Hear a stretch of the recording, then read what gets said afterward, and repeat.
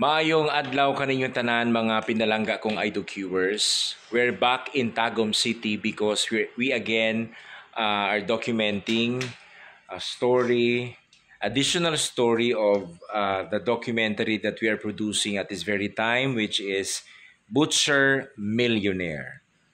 Accordingly, puros lang success stories ang ato ang makover sa ingon pa sila Butcher Millionaire. But in this part of Tagum City, we discovered a story which is also a story about failing, a story about surviving and recovering from the said failure, and a story about blessing, a story about a son, a child nga nangambisyon, naglaraw nga mamahimong sama sa iyang amahan. But this is not a typical story of children wherein kasagara madungog na to sa eskwelahan, moingon sila, pagdako nila gusto sila mahimong sundalo, pulis, engineer, doktor, abogado, etc. etc. Dunay usa ka bata sa Tagum City nga gustong mahimong butcher, inigdako niya. Sukwahi sa kasagarang sugilanon niya atong madunggan gikan sa mga bata. And this time, gina-document na siya, ginakuha na siya video footage sa atong videographer nga si Carl Fandinho.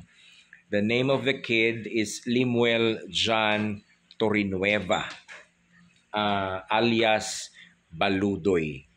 Ang edad niya 12 years old. Bago lang niadto lamang January of this year 2023.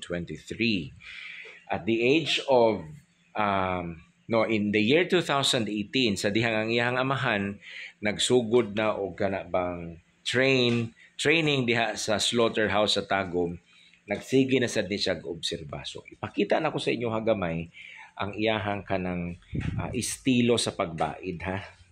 Wait lang. Sumo na siya si Baludoy.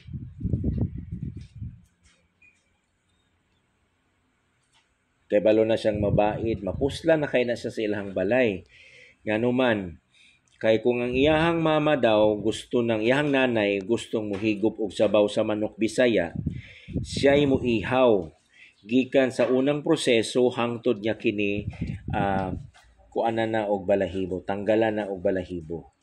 So I don't know kung unsa pud nga pamaagi, but earlier than this one na nami gihimo nga video footage, and lahi to among nakita kaganiha.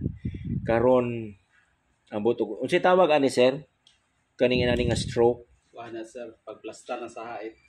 Pagplastar daw sa hait. So naa pud ni beauty gyud di ay ning kining knife handling, na ay art pud ni siya. So lahi na pud nga art nga ako nakita sa pag pahait og kutsilyo. Na ako'y gi-feature one time sa ato ang kinibang behind the scene footage didto kang Marcos Andaya, kay Sir Marcos. Lahi pud to ang ilahang kining bairan tungod kay gihumol sa tubig ang bairan unya para mas mahimong epektibo pag magpahait. But this time, si Baludoy nagamit sila og kanang oil. So oil-based ning ilahang pagpahait sa kining ilahang kutsilyo. So gusto mo makadungog sa tingog ni Baludoy, pangutanon nato sa gamay samtang ayaw lang pagpadisturbo diha doy ha, padayon lang sa imuhang kining pagbaid. So, nasamad na ka doy sa imuhang pagbaid. Oh, kanyo. Aha, dako ko dai no. Nasamad na. Ngano man na? Ngano nasamad man? Sa pagbaid ko ni. O na sipyat ang kuan o na sipyat. Sa man na slide. Oh, na slide. Yan nasalo sa imuhang kamot. Sa pagbaid ko to ani. Kining steel, honing steel. Oh. Okay. Actually mga higala, si Baludoy nagaadto na ning og kanang slaughterhouse sa Tagum. Unya daghan na po daw ang mga um, butcher applicants and aspirants nga nagapabaid sa iyaha. So ginatudluan nimo sila doy.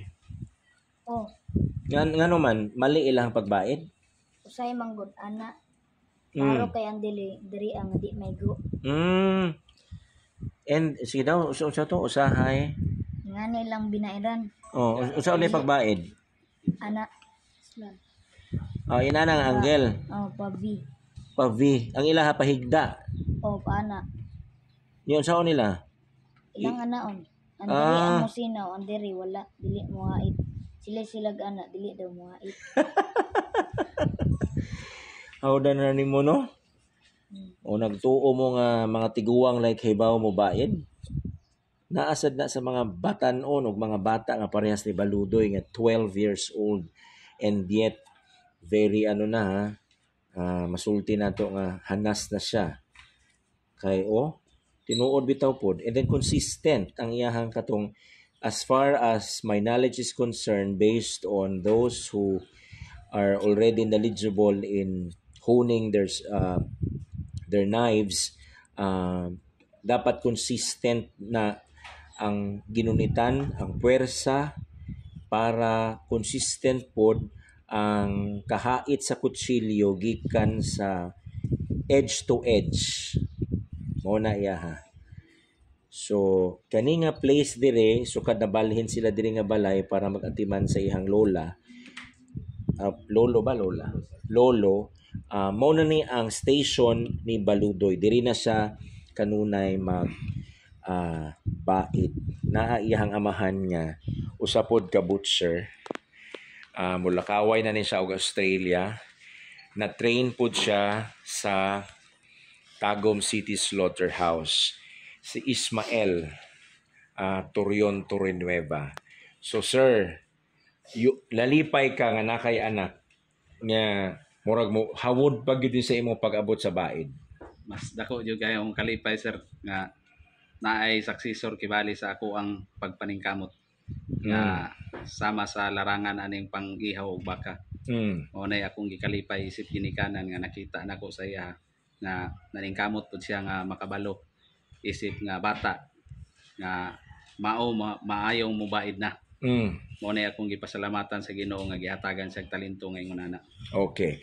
Mga higala, mga idol viewers, dili na ko palabanan og istorya si Sir kay natay long form documentary og didto ninyo madunggan ang istorya ni Sir Ismael og ang istorya ni Baludoy regarding sa mga nahitabo nga kapakyasan sa pag-abroad ingon man ang pagpasalamat niya nga naa say anak nga at a very early age nahimo ng hanas sa pagbaid o karon tan-aw nato nagbaid na pud siya gamit ang honing steel.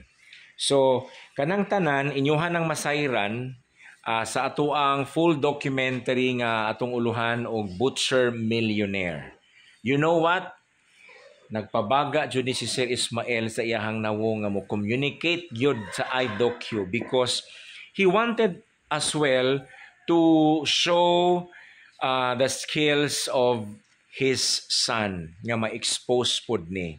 Mo na nga because it is in our heart to to tell positive stories mo nang nidayo mi dinhi sa ilang lugar in this part of Tagum City para ma-document nato ang ilahang sugilanon. So ato lang atangan mga higala, mga iDocuers, ang sugilanon ni Baludoy og sa iyahang amahan nga si Ismael sa atong full documentary nga atong giuluhan og Butcher Millionaire.